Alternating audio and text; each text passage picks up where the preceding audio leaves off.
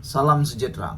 Adakah kerana kesombongan Akmal Saleh akan membawa kepada keruntuhan, akan membawa kepada perpecahan kerajaan perpaduan madani di Persekutuan?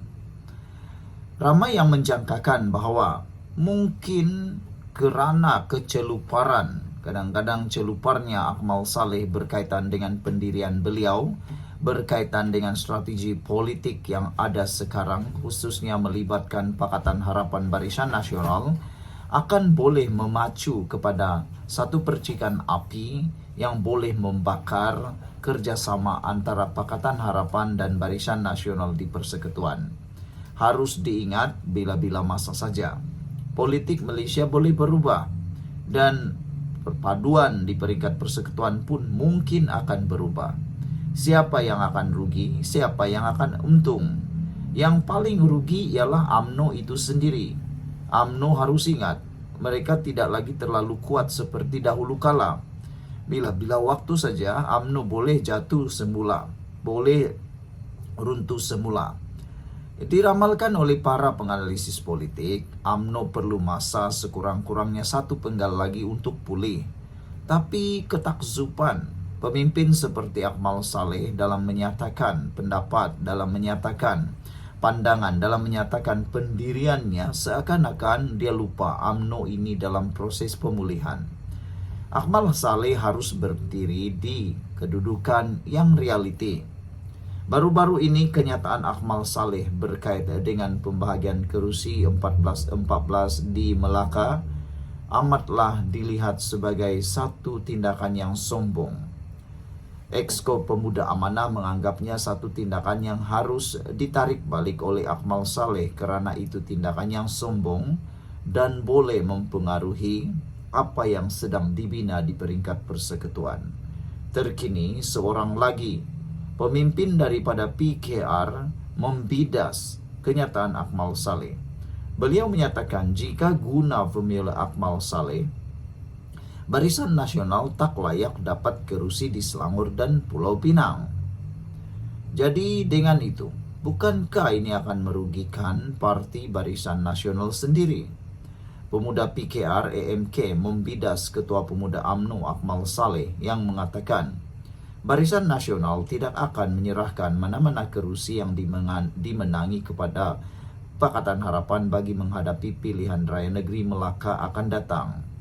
Pengarah komunikasi AMK Haziq Azfar berkata, jika formula Akmal Saleh dijadikan asas rundingan, BN tidak layak mendapat kerusi dengan bilangan 3 kali ganda lebih banyak pada PRN Selangor berbanding keputusan BN di Dewan Undangan Negeri Pilihan Raya Umum ke-14.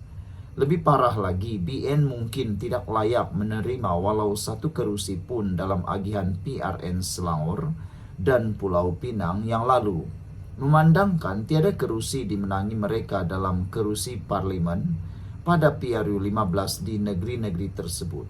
Jika mahu dinilai dengan prestasi pilihan raya terkini, sekiranya formula Akmal Saleh diguna pakai.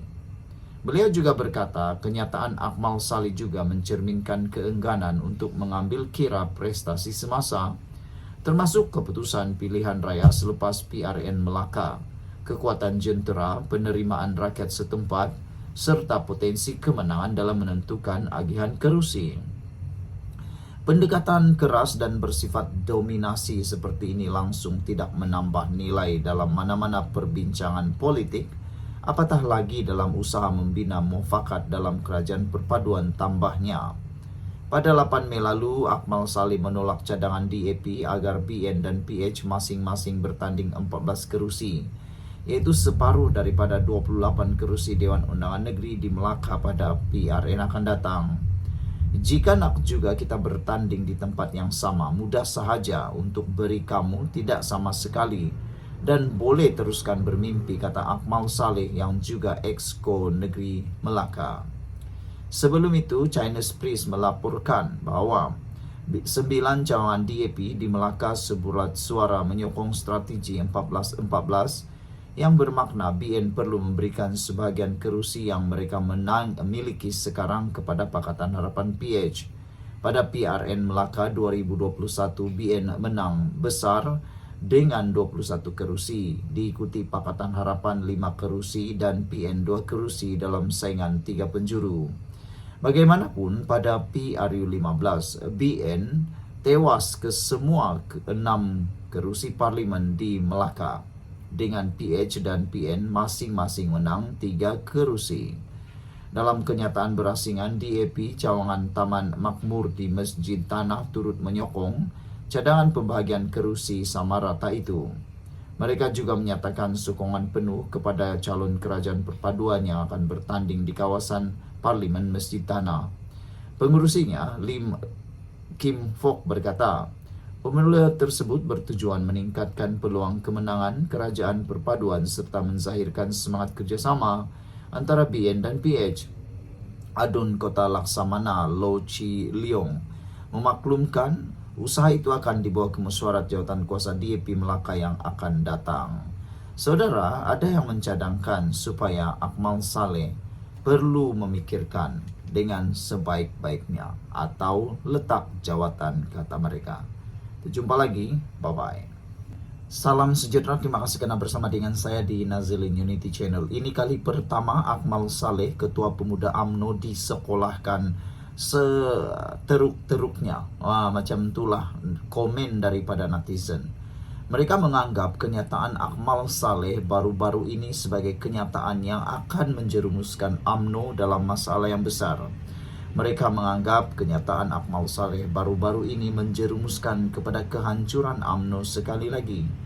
Ada juga yang merumuskan bahwa Akmal Saleh sudah lupa bahwa UMNO sekarang dalam proses mau pulih semula, dalam proses pemulihan dan perlu berhati-hati. Emosi yang terlalu bergejolak dan emosi yang terlalu sombong yang menganggap diri sudah boleh berdikari akan memakan diri UMNO sendiri, kata para penganalisis politik. Baru-baru ini, cadangan agihan kerusi 14-14 tarik balik kenyataan usah sombong Akmal, kata seorang pemimpin daripada Pemuda Amanah.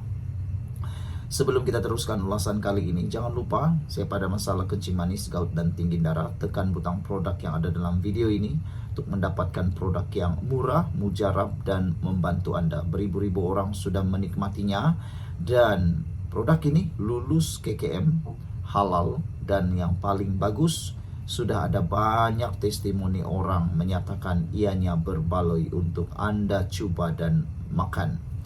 Exco Pemuda Amanah Nasional Fadli Umar Aminul Huda Mahu, Ketua Pemuda UMNO Dr. Akmal Saleh yang menolak cadangan formula cadangan agihan kerusi 14-14 untuk pilihan raya negeri Melaka, menarik balik kenyataannya.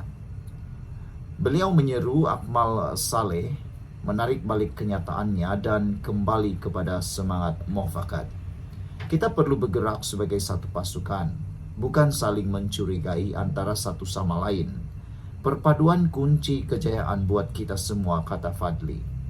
Terbukti baru-baru ini, perpaduan antara kerajaan Madani, pimpinan Barisan Nasional dan Pakatan Harapan ini amat kuat. Baru-baru ini kemenangan di PRK Air Kuning menunjukkan perpaduan kuat antara Barisan Nasional dan Pakatan Harapan boleh meranapkan pembangkang dan diramalkan kalau ianya berterusan akan menyebabkan Perikatan Nasional akan ranap dengan kehilangan 35 kerusi pada PRU 16 akan datang. Oleh sebab itulah, ramai netizen yang sebenarnya tidak bersetuju dengan corak pemikiran dan corak tindakan sikap Akmal Saleh yang kelihatannya sombong. Mereka bersetuju dengan cadangan dan gesaan Exco Pemuda Amanah Nasional supaya Akmal Saleh menarik balik kenyataan dan mengutamakan perpaduan tanpa ada satu perasaan saling mencurigai. Ini karena kenyataan Akmal Saleh memperlihatkan sikap sombong pemimpin UMNO tersebut tanpa semangat pemufakatan yang menjadi asas kepada kerajaan perpaduan.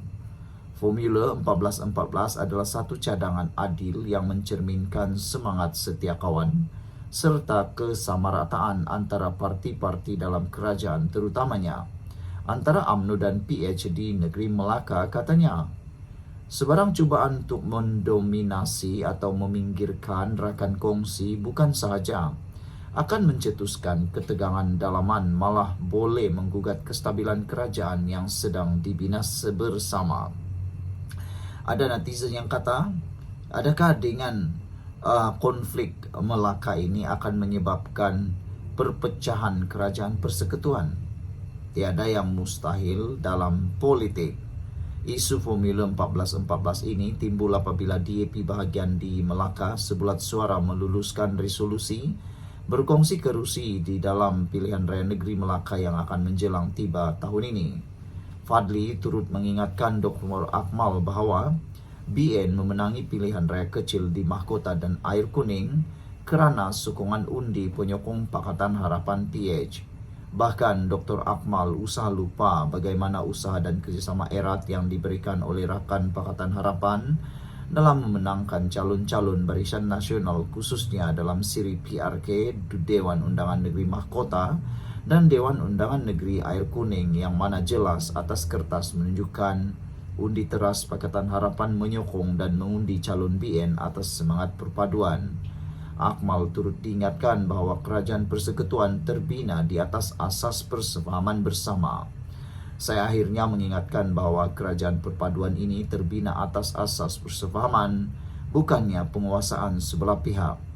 Politik ego perlu dibuang dan saya menyeru semua parti dalam gabungan untuk terus memperkukuh agenda reformasi, memperjuangkan isu rakyat dan mengukuhkan kerjasama antara komponen. Pemuda bukan medan angku, sebaliknya ruang untuk membina negara dengan idealisme dan jiwa besar, katanya lagi. Sekian dulu untuk kali ini. Jangan lupa tinggalkan komen Anda, tekan butang subscribe. Bye-bye.